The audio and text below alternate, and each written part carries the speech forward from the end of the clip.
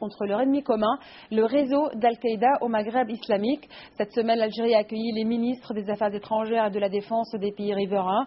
Même le Mali a été invité à cette première conférence sur le terrorisme, une démarche concrète qui vise à coordonner les mesures de contrôle des frontières avec le désert. Voici le compte-rendu de la réunion. C'est une nouvelle ère qui s'ouvre pour le Sahel. Pour la première fois, les leaders de la région ont décidé de mettre leurs divergences de côté pour aborder un problème de taille, la menace grandissante du principal réseau extrémiste du continent, Al-Qaïda au Maghreb islamique. Il nous incombe d'abord d'évaluer la menace terroriste qui connaît des développements dangereux et qui prend une nouvelle dimension avec ses connexions multiples et de plus en plus fortes avec le crime organisé, le trafic de drogue et d'armes. Nous devons également agir en mettant en œuvre de manière résolue et grâce à des actions concrètes des mécanismes de coopération bilatérale. Car le manque de coordination entre pays de la région, conjugué à la difficulté de contrôle des frontières dans le désert, ont permis à Al-Qaïda de s'implanter peu à peu dans le Sahara.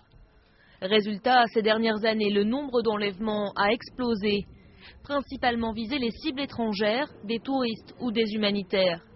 L'issue est parfois tragique, comme en juin 2009 avec l'exécution du Britannique Edwin Dyer.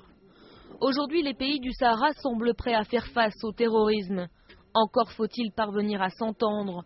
Le mois dernier, les relations sont tombées au plus bas lorsque le Mali a relâché 4 militants d'Al-Qaïda en échange de la libération du Français Pierre Kamat. À l'époque, l'Algérie et la Mauritanie avaient rappelé leurs ambassadeurs respectifs.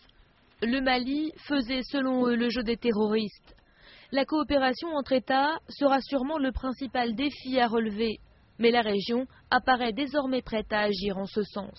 Mais ce qui est fondamental aujourd'hui, c'est que la sécurité,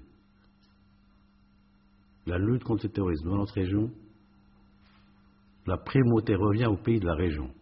L'Algérie, le Burkina Faso, le Tchad, la Libye, le Mali, le Niger et la Mauritanie ont donc prévu de se rencontrer à nouveau en avril prochain.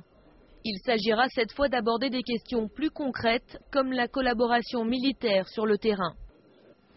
Le Maroc, par contre, n'a pas été invité à cette conférence en Algérie sur la lutte contre le terrorisme. Les relations entre les deux pays restent empoisonnées par l'affaire du Sahara.